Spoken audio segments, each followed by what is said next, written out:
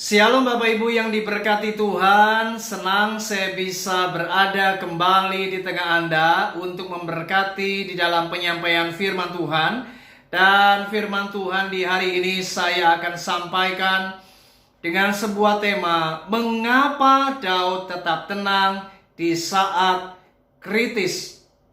Saudara, kalau kita belajar kehidupan Daud adalah orang yang tidak pernah luput dari apa yang namanya kesulitan demi kesulitan yang ia hadapi.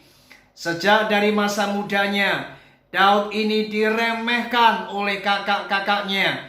Bahkan Raja Saul pun sempat meremehkan Daud ketika pada waktu itu Daud hendak menghadapi pahlawan Filistin yang bernama Goliat.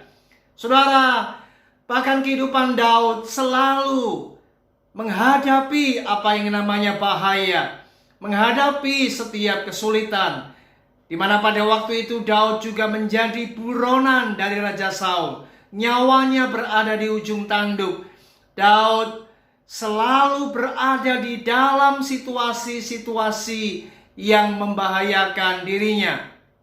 Bahkan di masa tuanya pun Daud juga masih menghadapi masalah, baik di dalam pemerintahannya maupun di dalam keluarganya. Daud tidak pernah terhindar dari apa yang namanya kesulitan, persoalan, dan pergumulan hidup.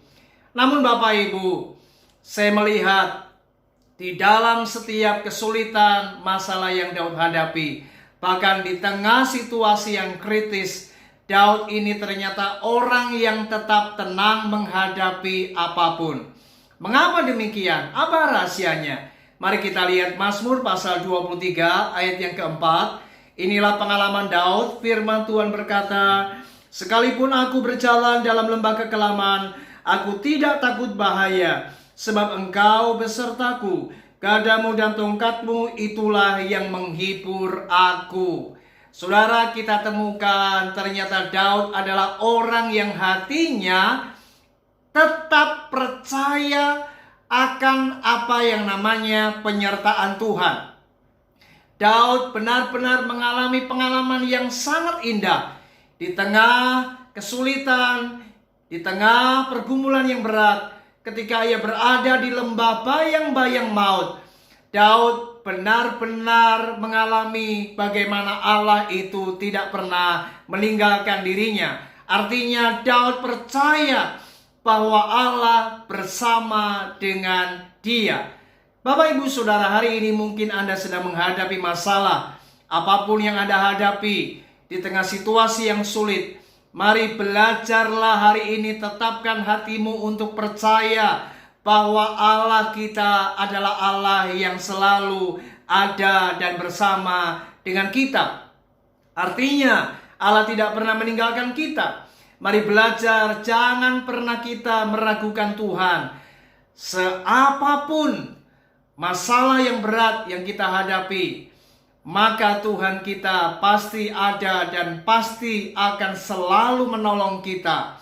Yakinkan diri kita, Tuhan di dalam setiap langkah demi langkah kita, Ia ada berjalan bersama dengan kita. Mari belajar, nantikan pertolongannya, tunggu waktu yang terbaik. Pasti Tuhan akan membuka jalan, pasti Tuhan akan menolong kita, pasti Tuhan akan menyelesaikan setiap pergumulan yang kita hadapi. Ingat, di situasi yang kritis sekalipun, belajarlah tetap tenang. Karena ketika Anda yakin Tuhan bersama dengan Anda, maka hati kita tidak akan pernah takut, hati kita tidak akan pernah khawatir, sebab kita tidak berjalan sendiri menghadapi masalah, karena Tuhan ada bersama dengan kita. Allah Immanuel, Allah beserta kita. Tuhan Yesus memberkati kita semua. Shalom.